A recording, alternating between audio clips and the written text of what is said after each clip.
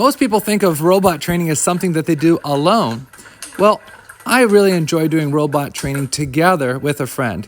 Here we're demonstrating one of the most common 5-ball double sequences that happen in real matches. It's a short serve, followed up by a half-long, slightly high push, 2 quick balls to the backhand, and then a slightly high topspin ball.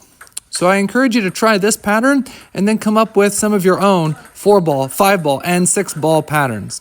As you're going to see, robot training is great to isolate certain skills and practice alone, but it's also fun to do it together with a friend.